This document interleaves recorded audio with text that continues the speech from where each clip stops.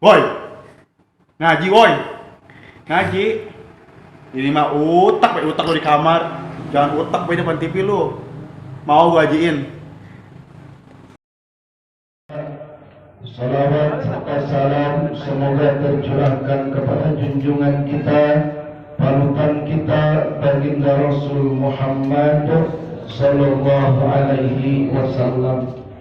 Untuk memulai daripada ta'lim kita, sama-sama kita membaca surat Al-Fatihah yang mudah-mudahan dengan mujizat daripada surat Al-Fatihah Allah Subhanahu wa taala senantiasa memberkahi, merahmati, meridhai kehidupan kita semuanya dengan kita diberikan panjang umur dalam keadaan sehat walafiat, dijauhkan dari segala musibah, dijauhkan dari segala fitnah, dijauhkan dari segala hal yang sekiranya kita tidak sanggup untuk menyikapi dan menghadapinya. Dan juga mudah-mudahan Allah jadikan keluarga kita sakinah mawaddah warahmah, keturunan kita soleh dan solihah, rizki kita banyak berkah melimpah, dan semua usaha yang dijalankan oleh jemaah Nurul Ilmi diberikan kelancaran, kemajuan, keberkahan, bisa menghasilkan rizki yang banyak, berkah melimpah untuk bekal ibadah kepada Allah Subhanahu wa taala. Kemudian kita doakan orang tua kita, guru-guru kita, suami, istri, anak, kakak, adik, para pewakaf daripada Mushola Nurul Ilmi yang sudah mendahului kita semua. Semoga berkat doa kita Allah bahagiakan mereka di alam barzah sana dengan diampunkan dosa dan kesalahannya, diluaskan, diterangkan kuburannya, Allah tetapkan kuburannya menjadi bagian dari taman surganya Allah Subhanahu wa taala. Kemudian kita doakan pula orang tua kita yang masih ada, semoga Allah sehatkan, panjang umur dalam taat ibadah kepada Allah, dan apabila suatu saat mereka sampai pada batas ajalnya, termasuk kita semua, semoga bisa menghadap Allah dalam keadaan husnul khatimah. Semua yang sakit, berat ataupun ringan, zahir maupun batin, apapun itu bentuk penyakitnya, semoga diangkat oleh Allah, diberikan kesehatan, diberikan kesembuhan, sehat walafiat, tidak kurang suatu apapun. Hajat, niat, maksud, keinginan, cita-cita dari semua jemaah Nurul Ilmi yang hadir, semoga dikabul, dijabah Allah Subhanahu wa taala.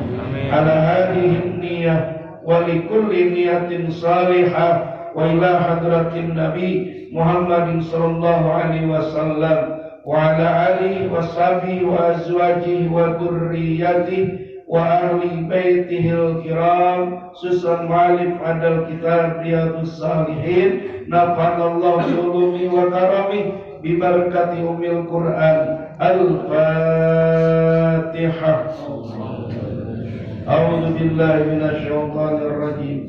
Bismillahirrahmanirrahim. Alhamdulillahi rabbil alamin. Ar-Rahmanir Rahim. Maliki yaumiddin. Iyyaka na'budu wa iyyaka nasta'in. Ihdinas siratal mustaqim. Siratal ladzina an'amta 'alaihim ghairil maghdubi 'alaihim waladdallin. Amin. Mudah-mudahan doa kita semuanya dijabah, dikabul oleh Allah Subhanahu wa taala. Amin ya Allah ya rabbal alamin. Para jemaah Mushola Nurul Ilmi yang dirahmati Allah Subhanahu wa taala, alhamdulillah kita bersyukur kepada Allah masih diberikan nikmat nikmat umur, nikmat sehat, sehingga sudah 2 minggu kita ada di tahun 2022. Maka mudah-mudahan kesempatan yang Allah berikan kepada kita, waktu yang Allah masih berikan kepada kita, bisa kita manfaatkan sebaik mungkin untuk merapihkan kehidupan kita di masa lalu dan mempersiapkan bekal kita untuk pindah ke alam kubur. Karena tanpa kita punya persiapan, tanpa kita punya bekal, maka kita akan disulitkan di saat nanti bangkit dan bangun di dalam kubur. Kenapa? Dikarenakan Rasulullah menyatakan, mal mayyitu bi qabrihi illa kal gharikil mutagawwis. Semua jenazah, semua mayat, keberadaannya di dalam kubur percis seperti orang yang tenggelam dan berteriak minta tolong. Kita sekarang belum merasakan. Coba bayangkan oleh jemaah, bayangkan oleh kita semua, kita di tengah laut tenggelam, di sungai tenggelam, di danau tenggelam, tanpa menyiapkan apapun. Tidak bisa berenang, tidak ada alat pelampung, tidak ada tali untuk berpegangan, tidak ada makan ataupun minuman. Kalau minum mungkin air lautnya ada. Kita terapung-apung begitu lama dan panjangnya, begitu susah, begitu sulit, begitu kita sangat menyedihkan. Tapi kalau seandainya kita punya kesiapan, punya pembekalan, sebelum jatuh tuh pesawat ke tengah laut, sebelum tuh jatuh pesawat ke tengah danau, kita sudah siap pelampung, kita sudah siap tali, kita sudah ada ransel yang isinya makanan. Meskipun kita masuk ke dalam kubur, sudah ada kesiapan. Jatuh ke sungai, sudah ada pelampung. Mau terseret arus, sudah ada tali untuk berpegangan. Kelaparan, di ransel sudah siap makanan. Meskipun kita dikubur di dalam tanah, sudah punya kesiapan. Aman. Nah, inilah yang harus kita kudu siapkan di sisa umur yang ada untuk mempersiapkan bekal kepindahan kita ke alam kubur, melalui sebanyak mungkin kita menabung amal soleh, menabung amal yang baik. Karena itulah bekal untuk perjalanan kita di alam kubur sampai pintu gerbang akhirat dibuka. Maka mudah-mudahan salah satunya bekal yang kita himpun dan kita kumpulkan setiap Jumat malam Sabtu, yaitu thalabul ilmi di Mushola Nurul Ilmi. Semoga duduknya kita, langkahnya kita, kemudian mempelajari ilmu Allahnya kita, ini akan menjadi tabungan bekal di alam kubur nanti. Amin ya rabbal alamin. Kita akan melanjutkan malam hari ini kajian hadis Riyadhus Shalihin, halaman 226. Kemarin kita sedang membahas tentang menunaikan amanah. Amanah ini merupakan sesuatu pekerjaan yang sangat berat. Karena kalau kita tidak bisa melaksanakannya, berarti kita khianat. Allah mengamanahkan ibadah kepada kita. Sholat itu amanah, puasa itu amanah, zakat itu amanah, baik sama orang tua itu amanah. Maka jika kita tidak tunaikan amanah dari Allah tersebut, maka status kita di mata Allah seorang pengkhianat kepada Tuhannya. Allah Ta'ala. Jangankan mengkhianati Tuhan, kita mengkhianati jenderal saja. Itu. Di gara-gara mengkhianati jenderal, mengkhianati bos, dipenjarakan. Mengkhianati pacar,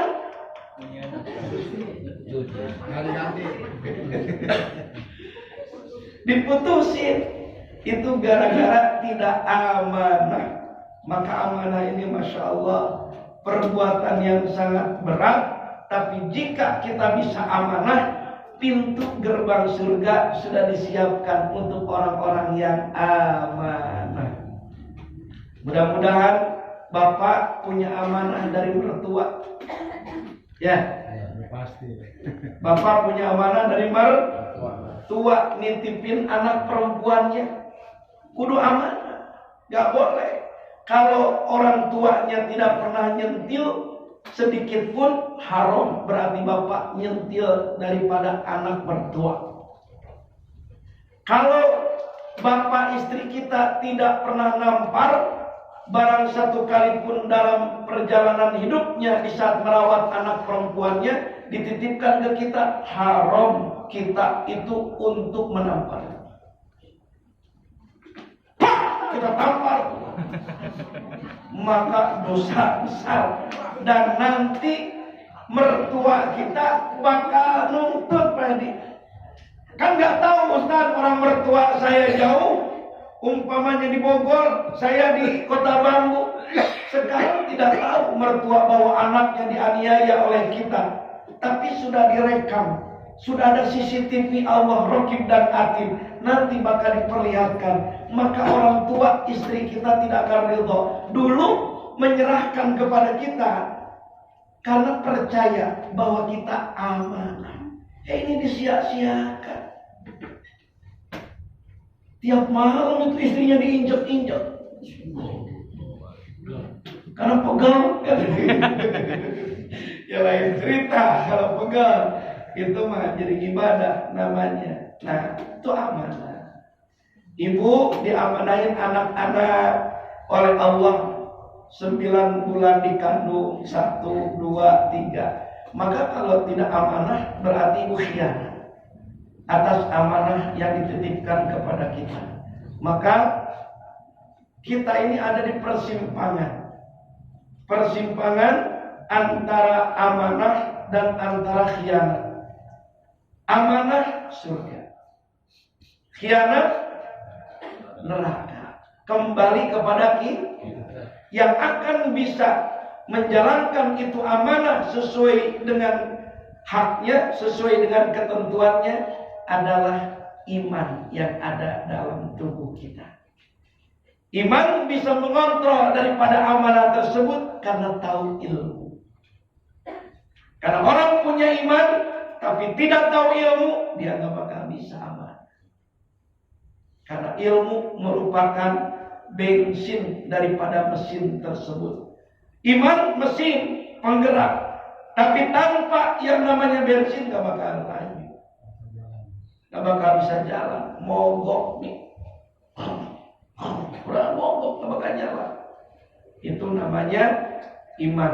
Kudu dicas, kudu diisi bensin dengan ilmu. Nah, ilmu inilah, makin banyak ilmu, kemanapun kita melajukan itu kendaraan, siap full. Itu yang namanya bensinnya. Kemanapun kita melangkah, berapa lama pun kita hidup, aman. Tapi kalau sedikit ilmu, maka bakal mogok hidup kita di tengah jalan, bakal bisa kesasar, bakal kita bisa kejebak di tengah hutan. Habis ilmunya teu aya. Maka ilmu ini kudu dicari. Maka alhamdulillah ada amanah dari Allah kepada kita, thalabul ilmi, kita jalankan. Kita amanah menjalankan perintah Allah menuntut ilmu. Semoga ini jalan ke surga. Amin ya rabbal alamin. Kita lanjutkan daripada hadis yang kedua kemarin. Hadis yang pertama dari Abu Hurairah radhiyallahu an, Rasul memberitahukan kepada kita kalau kita khianat, itu akan masuk pada kategori orang munafik. Nabi memberikan ciri kepada orang munafik 3. Kalau ngomong di dalamnya selalu ada bohong. Nah, orang munafik. Kalau dipercaya selalu dia khianati. Kalau dia berjanji dia ingkari. Nah, itu ciri orang munafik. Mau terhadap suami, mau terhadap istri, mau terhadap teman, mau terhadap sahabat, mau terhadap tetangga. Kalau kita bicara selalu ada bohong, nah itu berarti cirinya kita sudah masuk pada lingkaran munafik. Kalau kita bicara dengan orang lain ataupun ada amal orang lain, kita mengkhianatinya. Oh, kita sudah memasukkan diri kita pada lingkaran munafik. Kalau kita berjanji selalu diingkari, mau janji sama istri, sama suami, sama teman, sama siapapun, selalu diingkari. Oh, kita sudah memasukkan diri pada kelompok orang munafik. Dan jika kita mati belum bertobat atas kemunafikan kita, tempat kita sudah disiapkan oleh Allah findargil asfal, di keraknya neraka jahanam. Na'udzubillah summa na'udzubillah. Silakan hadis yang kedua bil barokah dibaca terlebih dahulu. Yamin. Halaman 227. Bismillahirrahmanirrahim. Dari Huzaifah bin Al-Yaman radhiyallahu anhu ia berkata, Rasulullah SAW bersabda, bercerita tentang 2 peristiwa. Yang pertama, saya sudah mengetahui kenyataannya, sedang yang kedua itu saya masih menunggunya. Pertama, beliau bercerita bahwa amanah itu datang ke lubuk hati manusia. Kemudian turunlah Al-Quran, maka mereka mau mempelajari Al-Quran dan As-Sunnah. Yang kedua, beliau menceritakan tentang dicabutnya amanah, yaitu ada seorang laki-laki yang sedang tidur, kemudian dicabutlah amanah itu dari hatinya, sehingga sisa sedikit saja, kemudian ia tidur lagi, maka tercabut pula sisa amanah itu, dan yang ada hanya bekasnya seperti bara api yang terinjak telapak kaki dan menimbulkan bengkak, sedangkan kamu melihat bahwa itu tidak apa-apa. Sambil memberi contoh, beliau lalu mengambil batu kecil dan diinjak dengan kakinya. Setelah itu orang-orang seperti biasanya berjual beli, tetapi tidak terdapat lagi orang yang jujur atau amanat. Sehingga kalau ada seseorang yang dapat dipercaya dan mendapat pujian, alangkah sabarnya, alangkah cerdiknya, dan alangkah pandainya. Padahal menurut beliau di dalam hatinya tidak sedikit pun terselip keimanan walau sebesar biji sawi. Uzaifah berkata, sungguh saya telah mengalami suatu masa di mana saya tidak memilih orang dalam berbaiat bila ia seorang muslim, ia patuh dan taat pada agamanya. Apabila ia Nasrani atau Yahudi, ia takut kepada hukum negara. Adapun kini saya tidak bisa mempercayai dalam berbaiat kecuali pada si fulan dan si fulan. Hadis riwayat Bukhari dan Muslim. Suatu hari Rasulullah SAW bercerita kepada para sahabat bahwa ada 2 peristiwa, yang peristiwa ini berbeda. Yang pertama, kata Nabi, aku sudah mengetahuinya. Yang kedua, aku belum tahu, menunggu kepastiannya. Apa 2 peristiwa tersebut? Yang pertama, peristiwa itu adalah bahwa datangnya amanah itu ke lubuk hati. Ke sini nih. Bahwa datangnya amanah itu ke lubuk hati. Kemudian di saat amanah itu sudah masuk di dalam lubuk hati seseorang, kemudian turunlah Al-Quran untuk memberikan suatu hukum. Turunlah As-Sunnah untuk memberikan suatu pelaturan, untuk menjalankan daripada amanah tersebut. Nah, ini udah jelas kata Nabi bahwa amanah itu akan masuk ke jantung manusia. Sehingga orang yang amanah, dia akan menjalankan daripada apa yang ada dalam Al-Quran, apa yang diperintahkan oleh Al-Quran, apa yang dicontohkan oleh Al-Hadis. Maka orang yang sudah ada amanah di hatinya, dia tidak akan mengabaikan daripada apa yang diperintahkan Quran.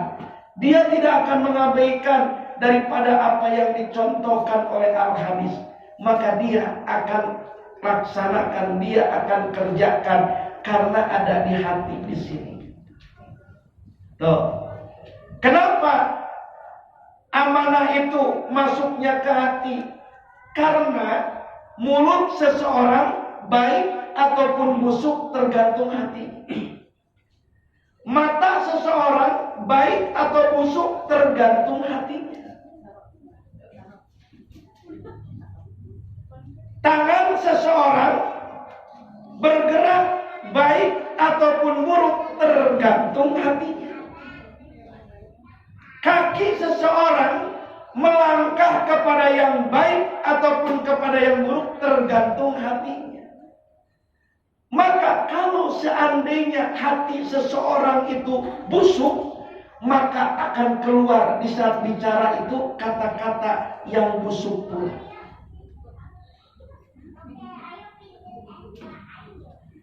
Maka jika hati seseorang itu tidak baik, maka di saat matanya melihat, maka penglihatannya selalu mencari hal-hal yang tidak baik.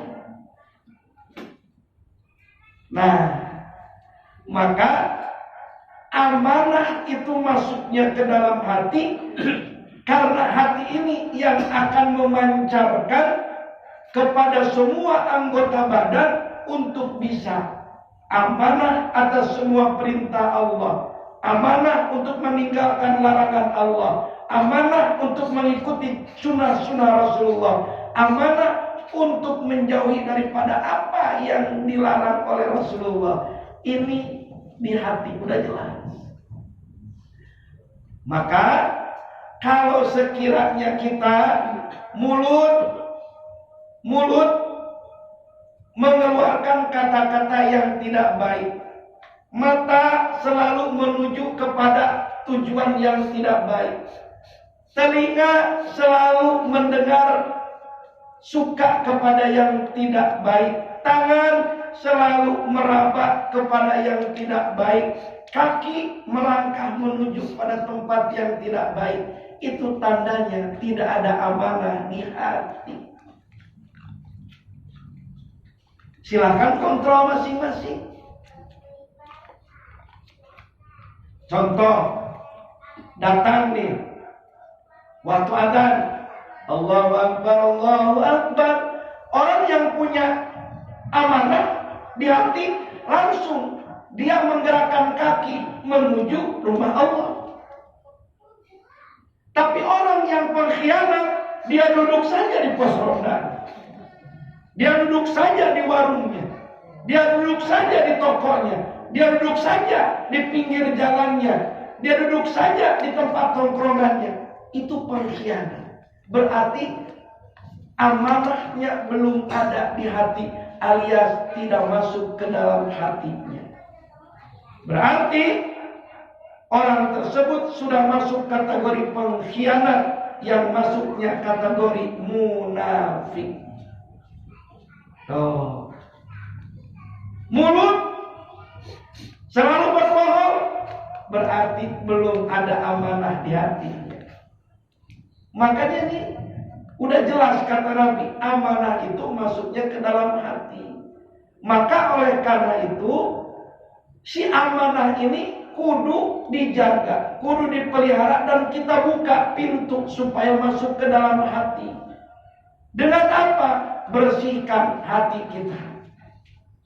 Karena kalau penuh dengan noda, hati penuh dengan kotor, hati penuh dengan dengki, hati penuh dengan kebencian, hati penuh dengan iri, hati penuh dengan keangkuhan, maka amanah sulit sekali untuk bertempat tinggal di dalam hati.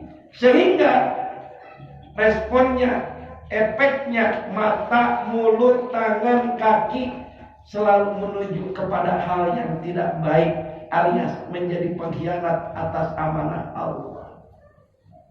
Nah, makanya sering diisi hati itu, dibersihkan dengan istighfar.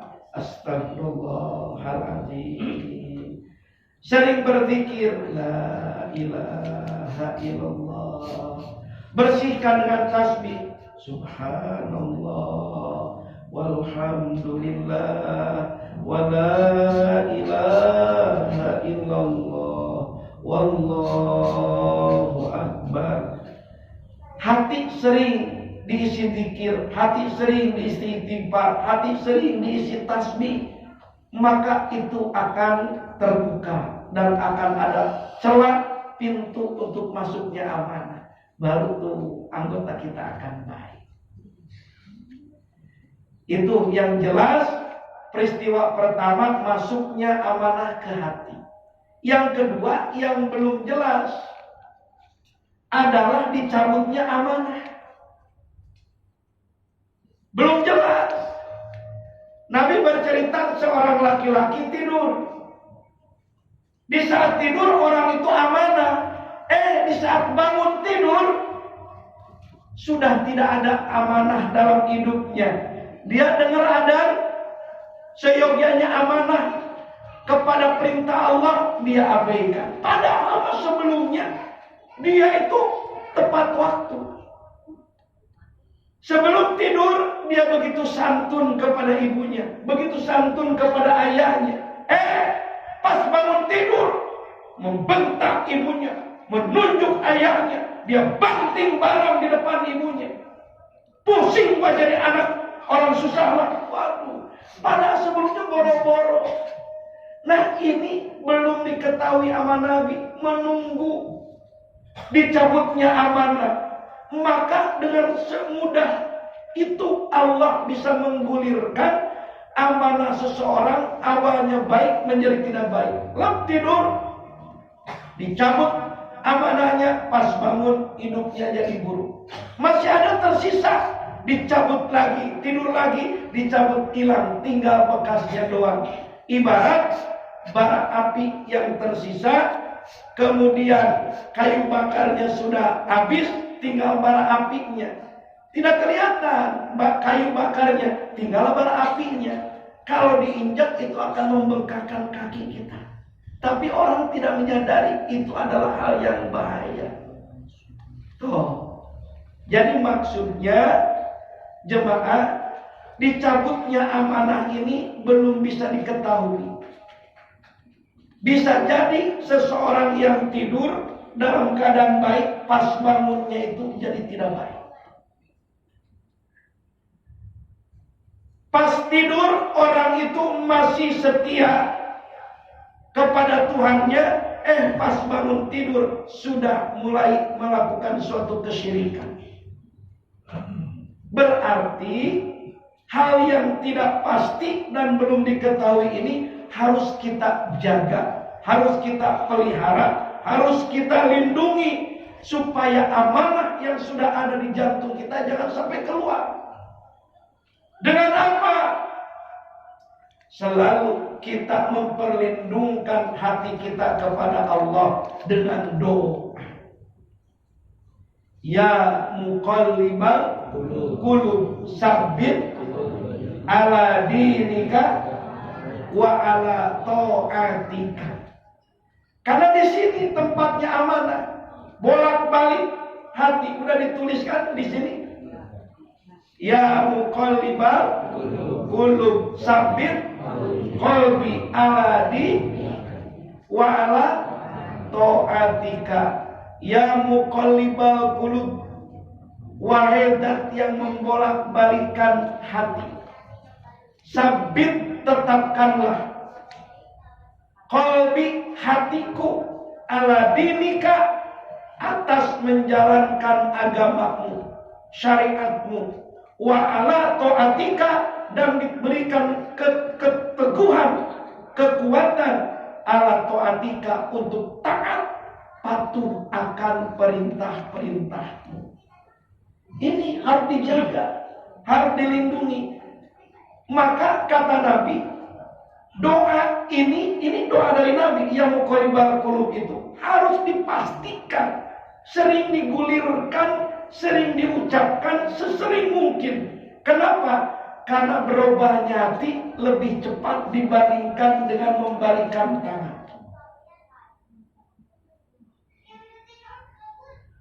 Lebih cepat dibandingkan membalikan tangan.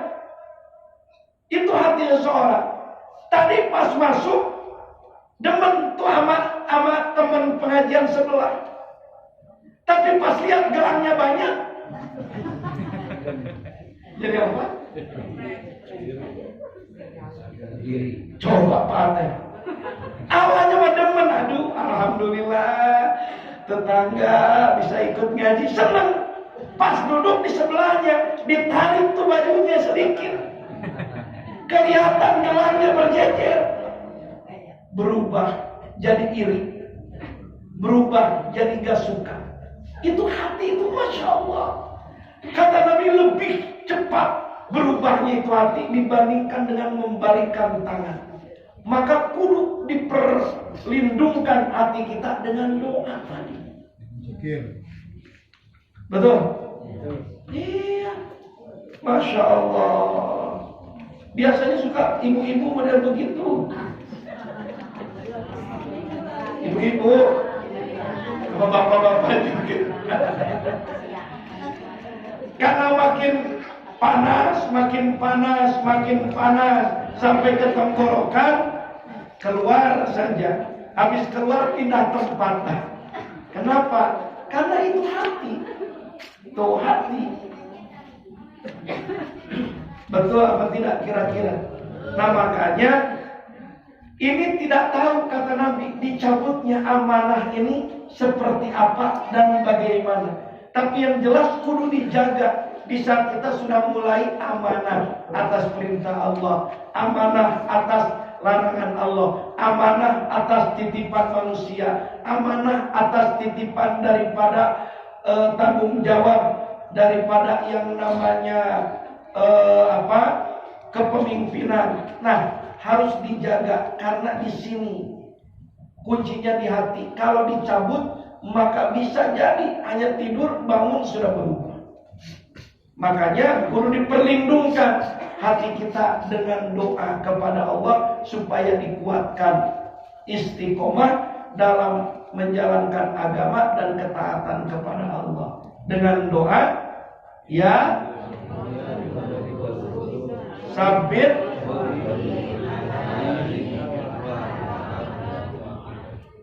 hanya 27 orang nih yang baca. Udah hafal semua apa belum? Ya muqallibal qulub sabbit qalbi ala dinika wa ala ta'atika. Sing tahu artinya, wahai dat yang membolak-balikan hati, sabit tetapkanlah, teguhkanlah, tancapkanlah hatiku ala dinika untuk menjalankan syariat agama, untuk menjalankan daripada aturan wa ala ta'atika, dan kuat, tangguh, kokoh untuk patuh dan taat atas perintah. Karena dicabutnya amanah tidak tahu, Rasul saja tidak tahu, hanya bercerita tidur baik. Pas bangun tidur, sudah berubah jadi orang tidak baik.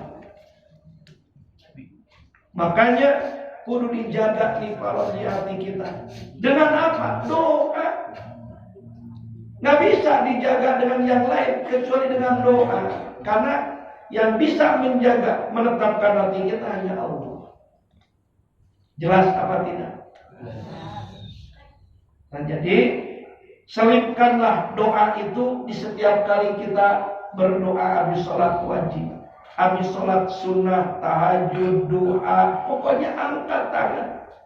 Karena kenikmatan yang paling besar, kebahagiaan yang paling hakiki bukan terletak daripada kekayaan. Belum tentu orang kaya itu bahagia, belum tentu. Tidak menjamin orang kaya itu bahagia. Betul? Kebahagiaan yang hakiki itu adalah di saat kita bisa taat, bisa patuh kepada Allah. Dan jangan buruk sangka kepada orang miskin. Mengira orang miskin tidak bahagia. Belum tentu orang miskin tidak bahagia. Bisa jadi justru dengan kemiskinannya itu dia bahagia. Tidak harus mikir cicilan motor, tidak harus mikir cicilan mobil, tidak harus mikir cicilan daripada rumah. Karena nggak punya apa-apa, nikmat saja. Kenikmatan itu dalam menjalankan ibadah. Iya. Jadi tidak menjamin orang kaya itu bahagia. Tidak menjamin pula orang miskin itu susah. Bisa jadi bahagia. Betul? Kebahagiaan itu di saat kita mampu taat kepada Allah. Nabi Ibrahim pernah ditanya, "Hei Ibrahim, hal yang paling membuat bahagia hidupmu dalam sepanjang perjalanan hidupmu itu apa?" Ditanya tuh, yang membuat paling bahagia, paling dirasakan kebahagiaanmu. Apa jawab Nabi Ibrahim? Di saat aku dibakar dalam api Raja Namrud. Tuh, coba. Padahal sedang dibakar, seharusnya teraniaya, susah. Tapi itu Nabi Ibrahim jawab, bahagianya aku di saat dibakar oleh Raja Namrud. Kenapa? Dikarenakan Nabi Ibrahim mampu menghancurkan kemusyrikan yang ada, dan dibakar pun Allah menjaga, melindunginya. Jadi ada di tengah-tengah api dalam perlindungan Allah. Itu dalam ketaatan paling bahagia.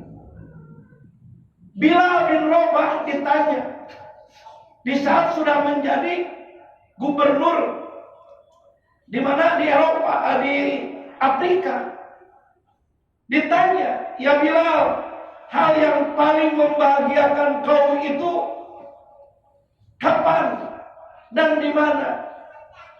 Jawab Bilal, "Di saat tubuh aku ditindih dengan batu yang sebesar unta, cambuk yang tidak pernah berhenti menghantam tubuh aku sehingga terkelupas kulit aku. Aku sebut Ahad, Ahad, Ahad, Ahad.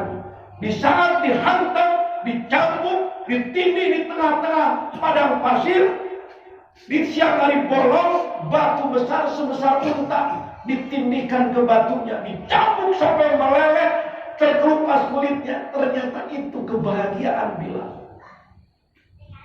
Jadi kebahagiaan itu tidak terletak dengan kekayaan.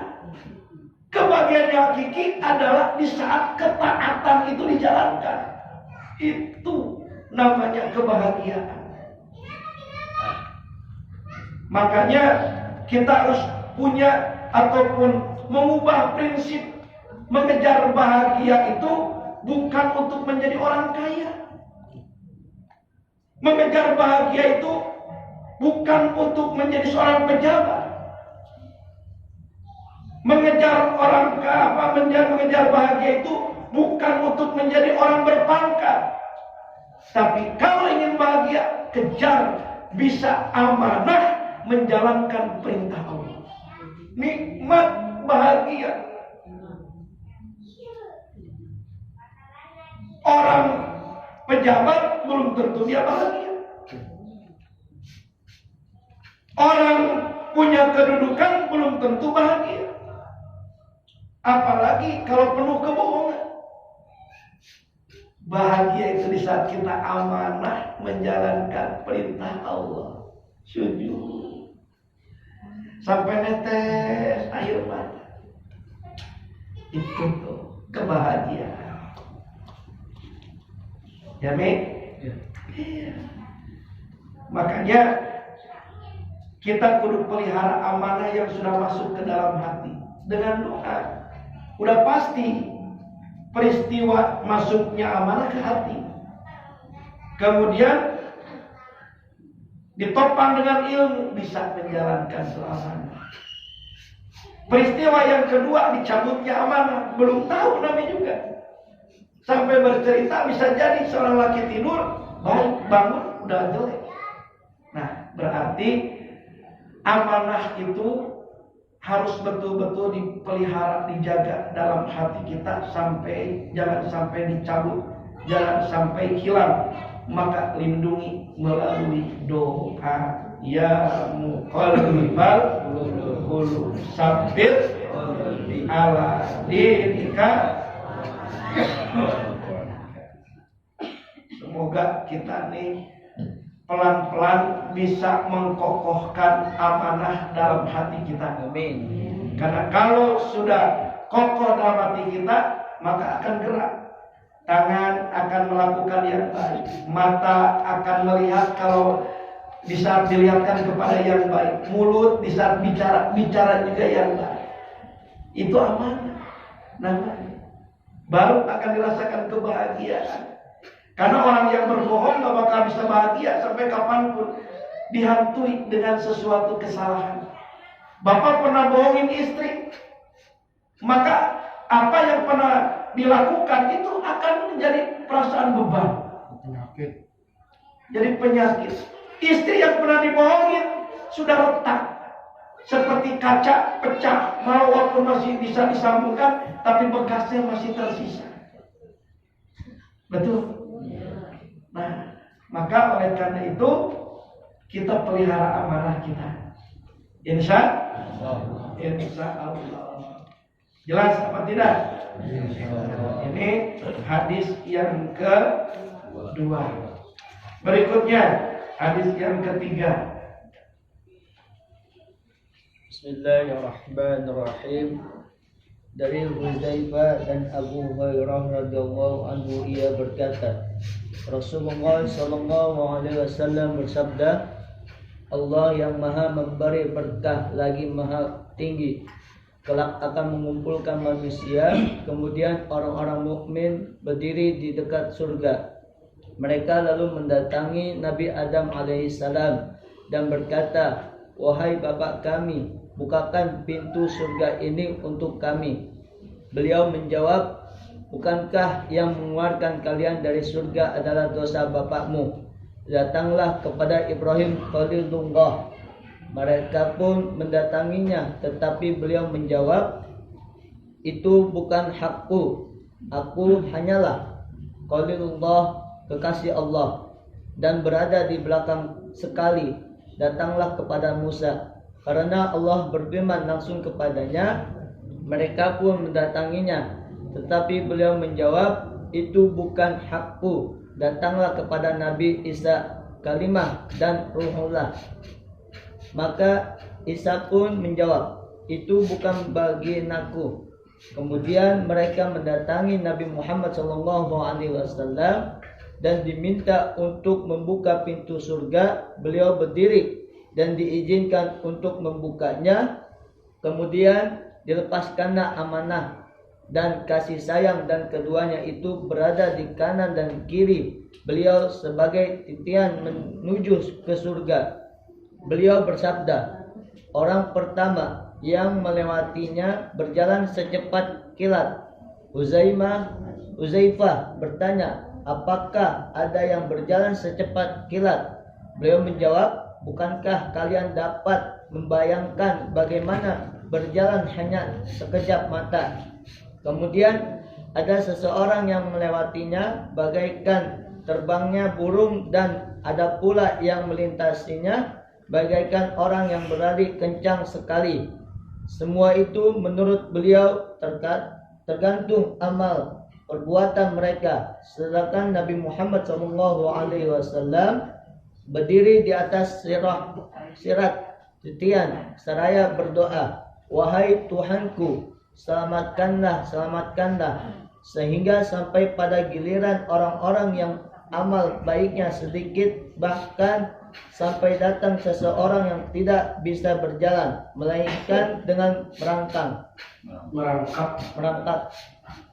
Dan di antara kedua tepi sirat atau titian tergantung alat-alat yang dibuat dari besi dan bertugas mengambil orang-orang yang harus diambilnya.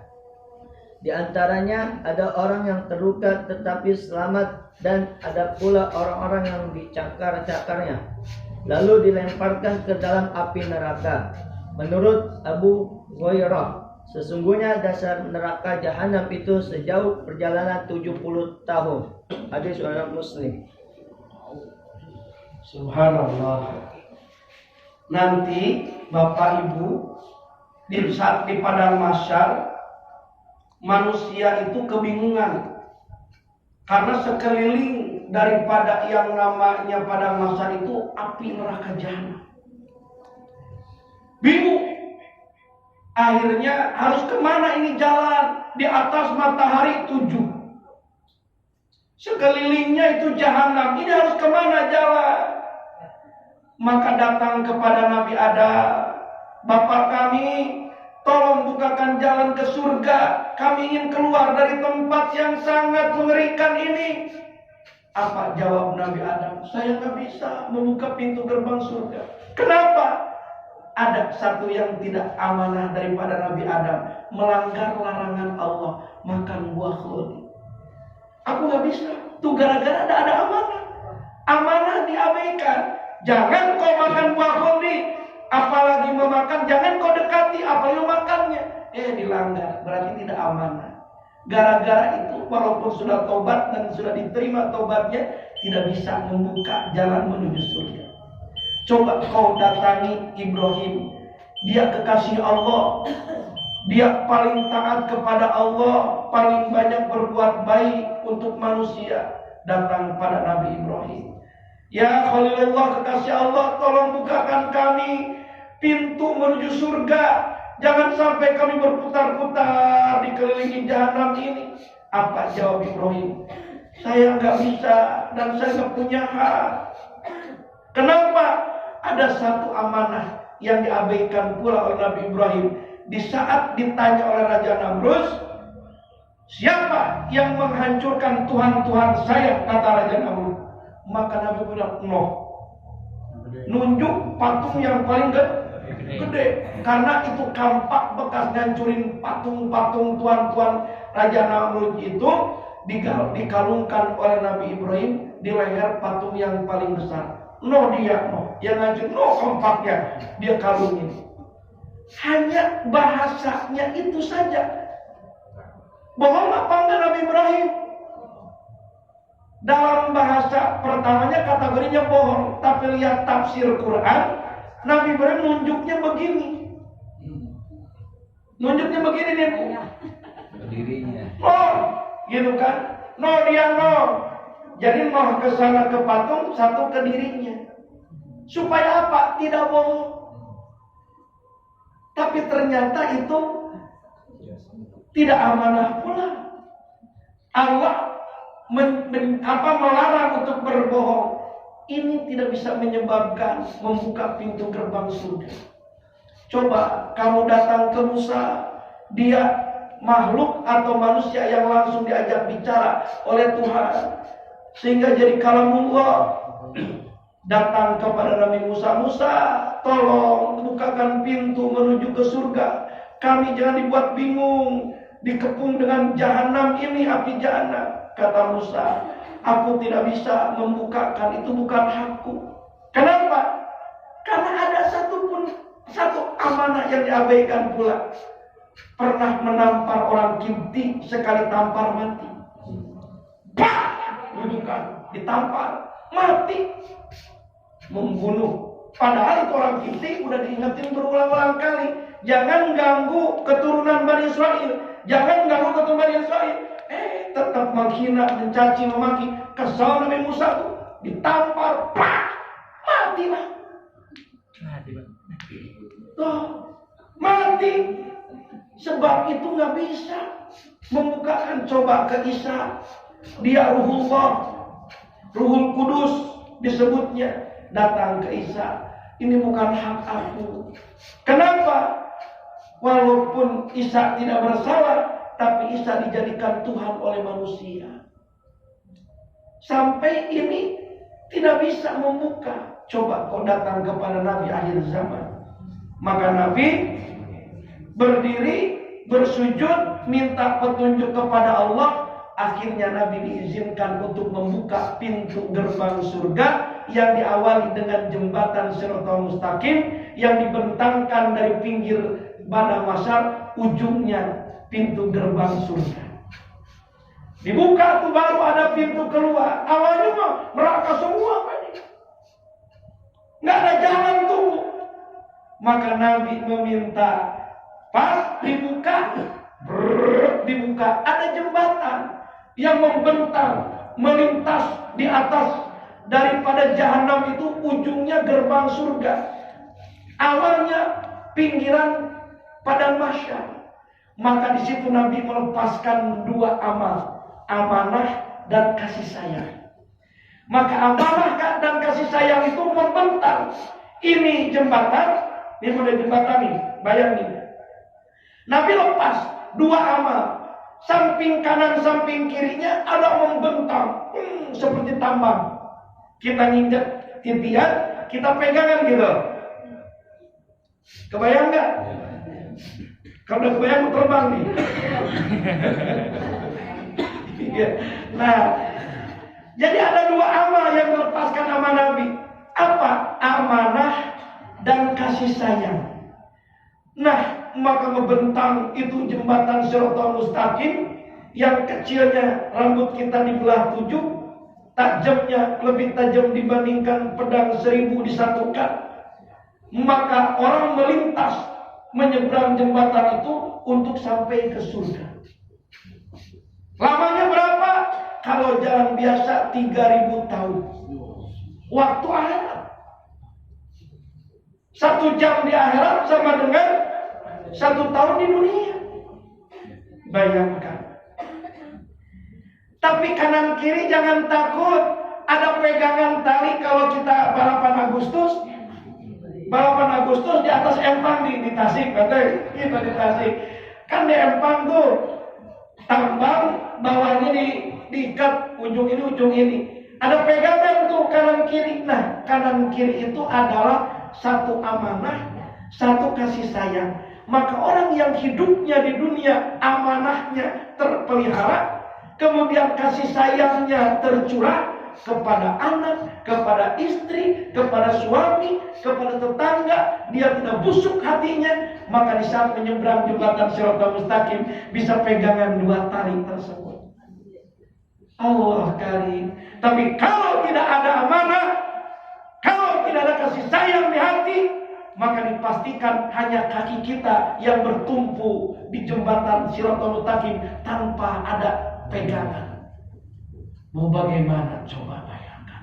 Amanah, pegangan kanan. Kasih sayang, pegangan kiri.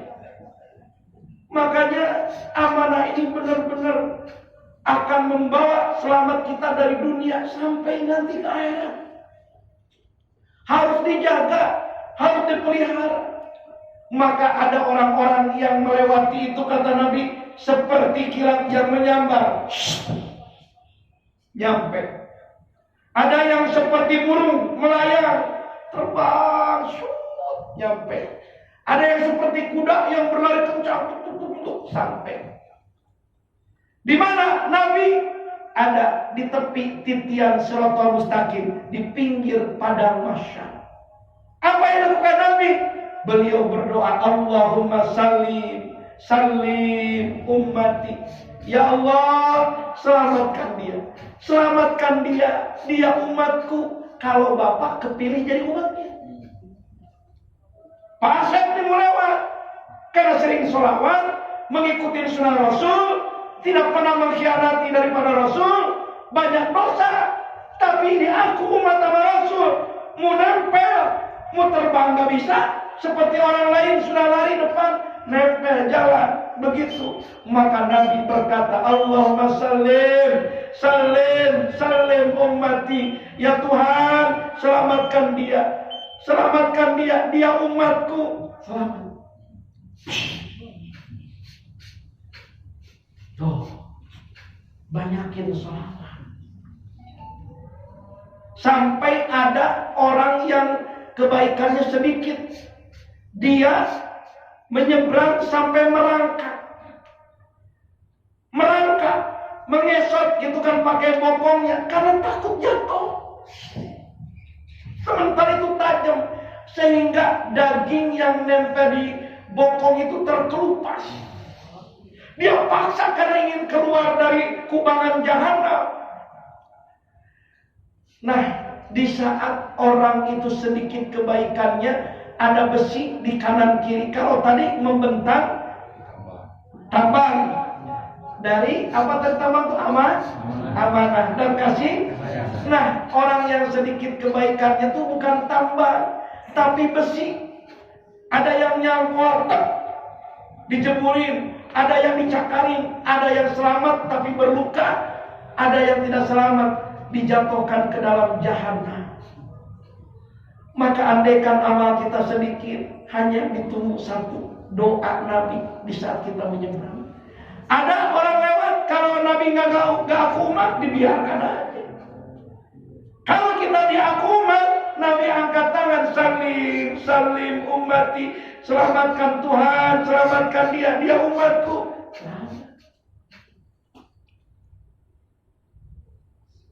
Nah, kalau kita tidak bisa terbang dan tidak bisa lari secepat kilat, minimal berjalan biasa tapi punya pegangan kanan kiri. Apa amanah kita jalankan di dunia? Kasih sayang kita tebarkan di keluarga dan sesama. Insya Allah kita akan selamat sampai pintu gerbang surga. Amin ya Rabbal. Jelas apa tidak? Ya udah, selesai. Udah jelas. Subhanallah. Kita kebayang hadis riwayat Muslim ini, bagaimana nanti kita ya? Nabi saja melepaskan ada satu amanah, nggak bisa membuka pintu gerbang surga. Hanya baginda Rasul. Kenapa? Karena Nabi al-amin, terpercaya. Mudah-mudahan jemaah Nurul Ilmi pada punya tambang kanan kiri, bisa menyeberang. Bahkan semua jemaah Nurul Ilmi, termasuk ustadznya, masa jemaah doang ustadznya. Tidak harus pegangan kepada dua tali kanan kiri di jembatan Shiratal Mustaqim itu, tapi kita bisa melesat secepat kilat. Amin. Mau nggak? Mau nggak? Baca hadis yang lain. Siapa sih yang melesat secepat kilat itu? Man dawama al jamaah yamur ala sirat kalbarkil hatib, kata Nabi. Orang yang dawam berjamaah akan yamuru, dia melintas ala sirat, di atas jembatan Shiratal Mustaqim, kalbarkil hatib, seperti kilat yang menyambar. Sampai bapak-bapak alhamdulillah sudah mulai dawam jemaah. Ibu-ibu tiba heula nepikeun ka ayeuna pada bahmor teu jemaah. Berjamaah itu bukan untuk laki-laki doang, untuk umat Nabi. Mandawama ala jamaah yang muru ala sirat kabarkil hatib. Siapa sih? Kan tadi ada yang seperti kilat menyambar nih. Ya makanya kata Nabi, ada yang melihat seperti kilatnya. Siapa? Baca hadis yang lain. Man dawama, siapa yang mendawamkan alal jamaah, salat berjamaah, yamurru, dia akan melintas ala sirat, di atas jembatan Shiratal Mustaqim, kalbarkil hatib, seperti kilat yang menyambar. Tuh, hanya bapak-bapak, sebagian doang lagi bapak-bapaknya juga. Ya terserah, nanti mau melintas di situ secepat kilat ataupun merangkak. Ini yang kurang ibu-ibu nih. Ini bukan ngapa-ngapain ibu-ibu, ngingetin doang. Coba ibu dikalkulasikan, kalkulasi apa namanya Pak? Direkapitulasi, waduh bahasa apa tuh? Direkapitulasikan dari mulai akhir balik sampai sekarang nih ngaji, sholat yang dikerjakan dalam perjalanan hidup yang 5 waktu banyak dikerjakan berjamaah, apa banyak dikerjakan sendiri? Merangkaklah.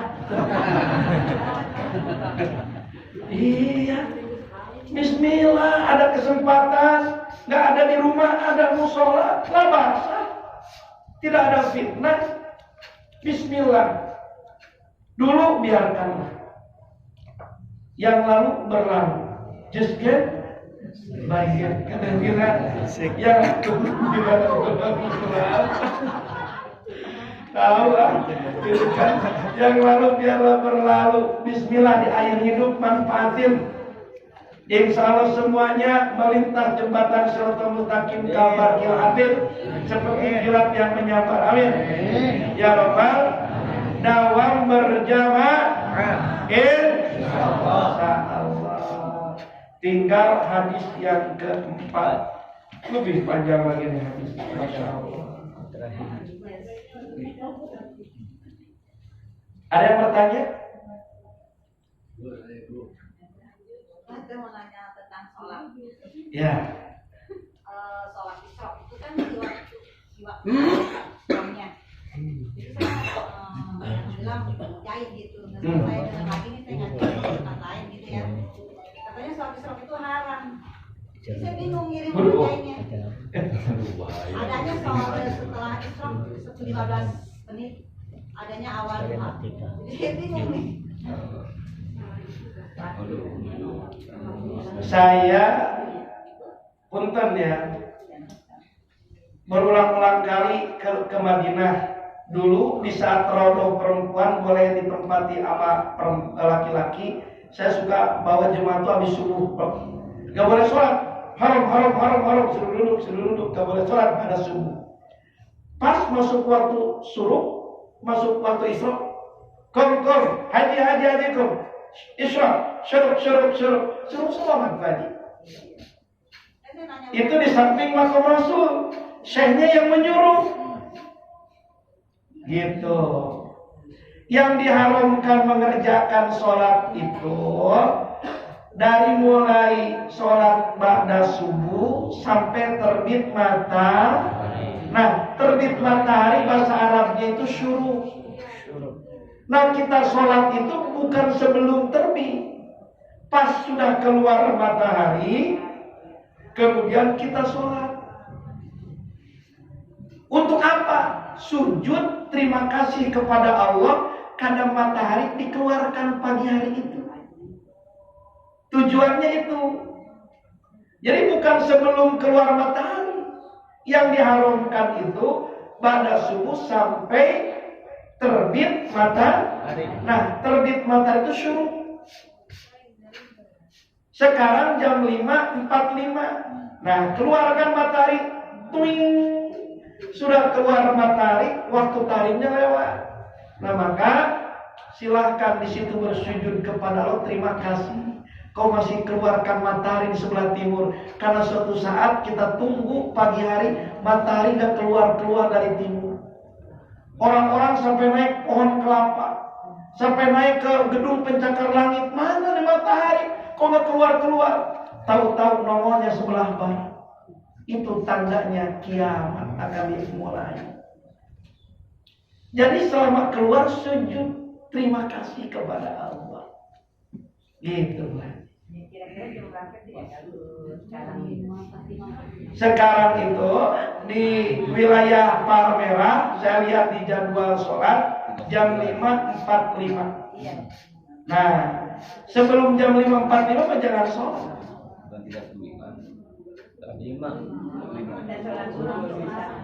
45 ya? Ini ada. Ada. Berapa menit? Belum kelihatan belum nyala. 5.45. Kalau nggak salah sih tadi pagi saya lihat 45. Saya tungguin kan, gitu sampai 45 tersebut. Nah itu udah lewat waktu tahrim wajib.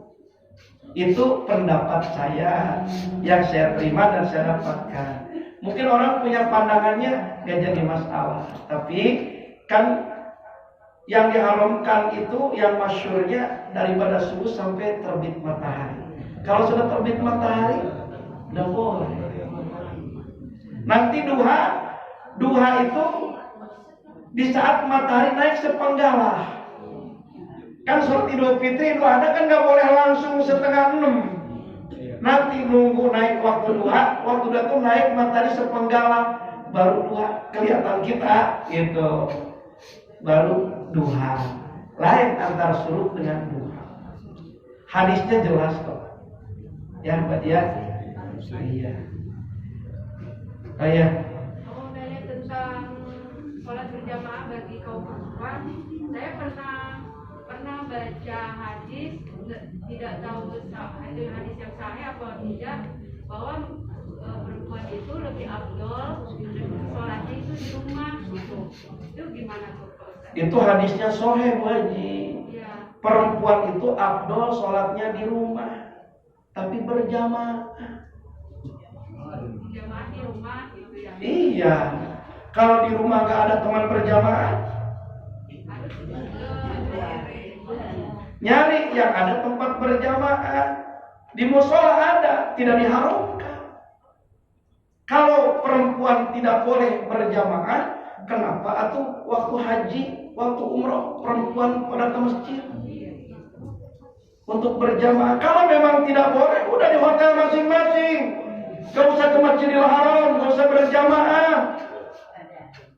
Jadi berjamaah itu bukan untuk laki-laki, tapi hanya wajib hadis yang dibaca itu sahih. Perempuan afdolnya sholat di rumah, tapi kudu berjamaah. Kan ada anak perempuan, ada emak perempuan juga kan emaknya, dong. Perempuan nenek perempuan juga, dong. Aja berjamaah. Tapi kalau tidak bisa berjamaah, nggak ada orang, cari tetangga, nggak ada juga. Di mana yang ada tidak akan muncul fitnah, tidak diharamkan di musola yang ada, karena ada hijab juga. Tak beda dengan di Masjidil Haram. Kalau diharamkan pasti dilarang semuanya. Gitu. Kalau sholat isyraq coba Pak Ustaz, waktunya berapa menit ya? Sholat isyraq waktu setengah jam atau 1 jam? Sekitar setengah jaman ataupun 15 menit, karena itu akan masuk ke waktu duha berikutnya. 20 menit lah, sekitar antara 20 menitan. Jadi kalau sudah terbit kemudian setengah jam kemudian itu sudah masuk waktu duha. Paling lama setengah jam ya? Paling lama antara 20 menitan itu sekitar syuruknya. Karena sebelum keluar matahari naik waktu duha, nah kita itu adalah syuruk isyraq. Oke ya Pak, Bu.